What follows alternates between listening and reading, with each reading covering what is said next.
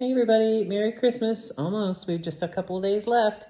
What I'd like to do is introduce myself. My name is Sarah, and I am in the planning stages for my 2024 temperature blanket. So join me as we get into the planning stages, and I walk you through how I'm getting started and all the different aspects of what I'm going to be adding to my blanket. It's going to be a little bit different than a lot of the ones that you're seeing out there on the interwebs. So stick with me and let's get started.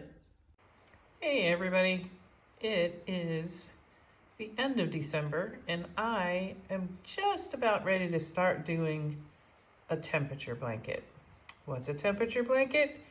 Here are some of the examples I found on Ravelry that are going to show you what a temperature blanket is. And basically what you do is you track the temperature for the day. I see mostly blankets, but every now and then there's a scarf or I think I saw somebody do a bunny or something, a temperature character. But you could Ravel research and see there's another scarf there. These are all lovely colors. And I am obviously at the planning stage. So let's get started on looking at how I'm planning my temperature blanket. So I saw this and I was like, ooh, what's that? Now, I'm not loving the all neon colors here. I'm gonna change my colors. They may probably end up looking a little bit more something along these lines, but I'm not quite gonna do those chevrons. That just seems a little challenging. But I'm gonna do a regular blanket. But what's that line? What's that curve down the middle? That line is daytime temperature high versus nighttime temperature low. So in the same day, you're gonna be able to have what the high temperature is here, obviously in these yellows and oranges and bright deep reds. And then the nighttime low temperatures are gonna be these cooler colors. And of course, in the summer, it's gonna be, warmer and then get cooler again.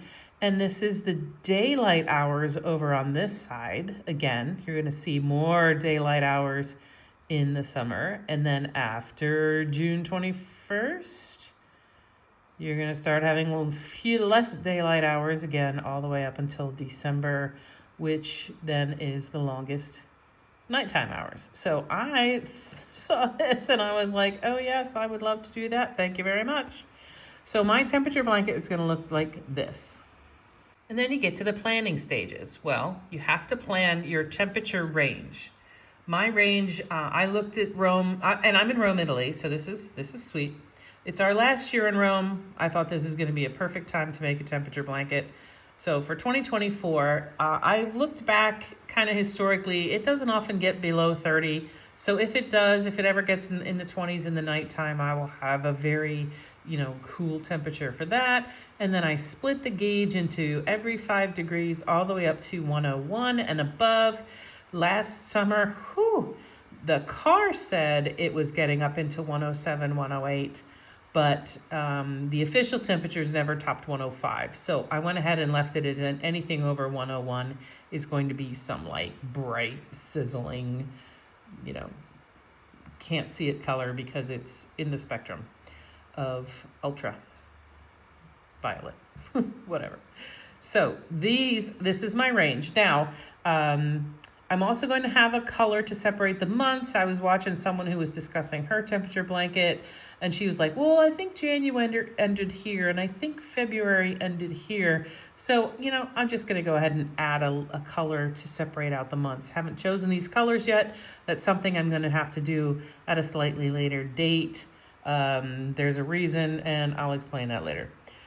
As you can see, I've done a little more research. I'm going to go ahead with DK size yarn. Looks like my needle size is going to be 6. I have already gone ahead and made this lovely gauge thing here so that I will put a little piece of yarn in the holes there that my husband so lovingly cut for me because I broke my wrist. And then... and the other one too. And then down at the bottom, I've also decided to add the sunrise for the day, the moonrise for the day, and then there's the month color. Sunrise and moonrise, you say? What are you talking about? Well, I'm a geek. That is quite obvious. And I decided I'm going to put together my little chart here, and the chart's going to show, okay, I already started the months all the way down through December. I do have my month separator here, helps me keep track. When you do an Excel worksheet, you can highlight your colored day, so you flip back and forth between odd days. High temp is going to be a particular color. Low temp for that day is going to be a particular color.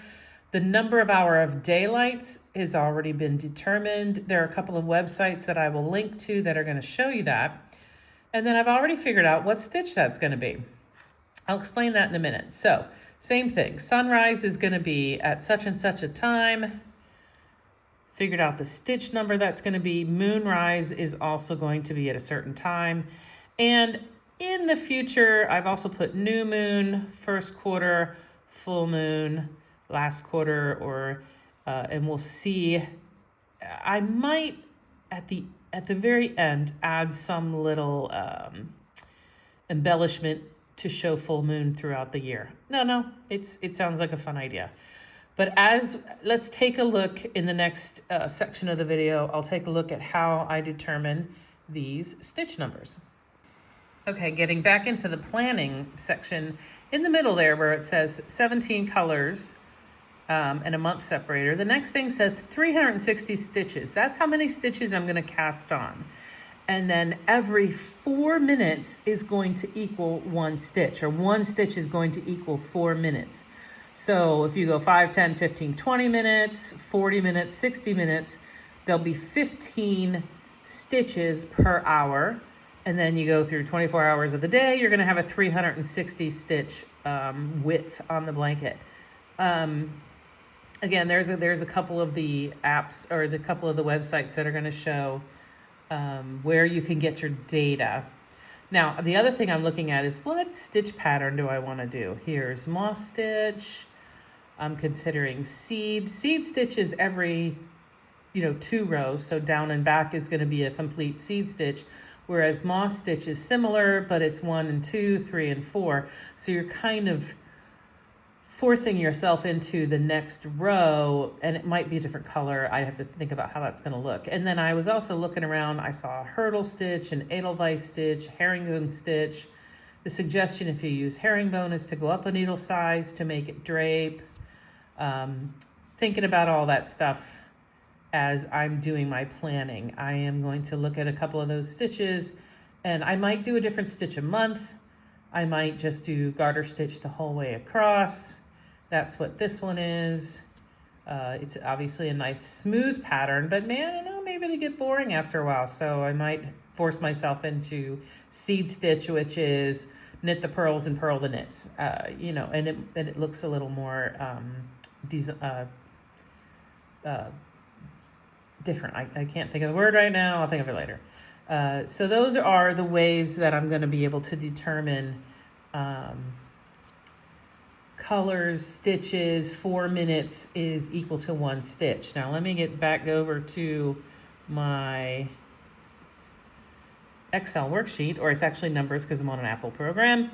So if hours of daylight is then 9 hours and 11 minutes on January 1st, how did I come up with stitch number 138?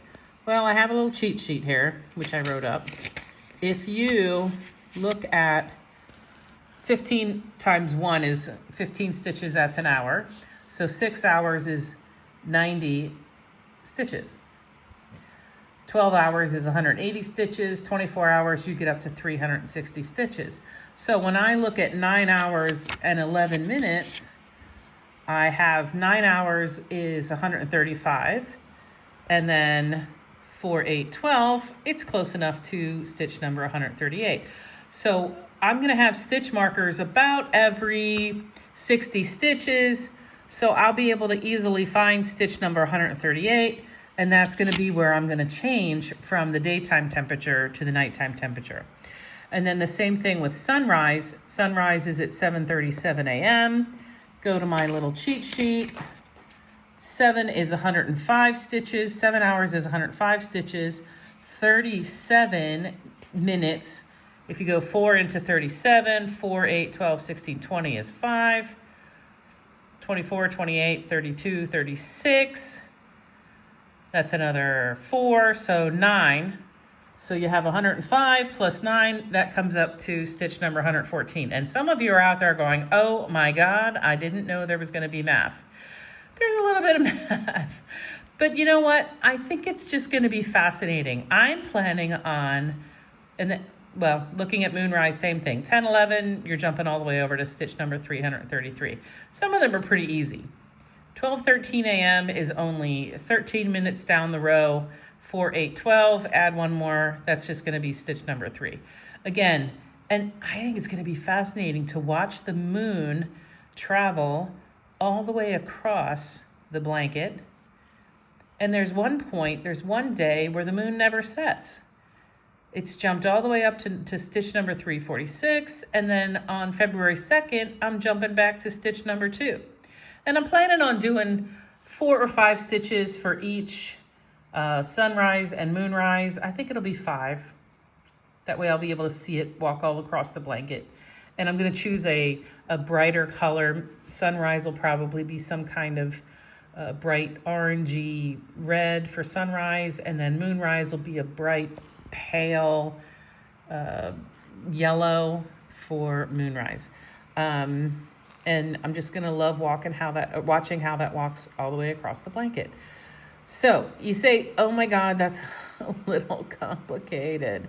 I'm a geek. I love this sort of thing. I'm looking forward to watching how the blanket develops. So come along with me and watch how it develops. Oh, I'm gonna jump way down here. Oh, there is the time change. So I went from spring forward. I went from March 30th. Here in Rome, the time changes a different week than it does in the United States.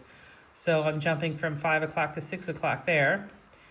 And then back when we get to October, it changes again in October. So from 7 o'clock back to 6 o'clock for the sunrise. No big deal. The hours of daylight aren't going to change. That's going to stay in a nice line, but the sun's going to like jump an hour. That's all right. It'll be part of the day. Oh, and as you can see down here, wait, there's a couple of columns missing. I got as far, this is where I am on my planning. So when I get to here at 13:07, when the hours of daylight, this is where I do a little bit of math. 13 is going to be 195 stitches. 7 minutes is close enough to 8, so that's going to be another 197. So I entered that in there.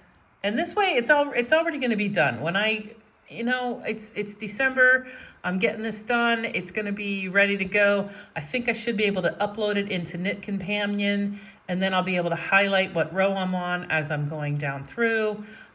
Stay with me and see if that works. All right, check out. Talk to you soon and see how things are going in January. Ciao.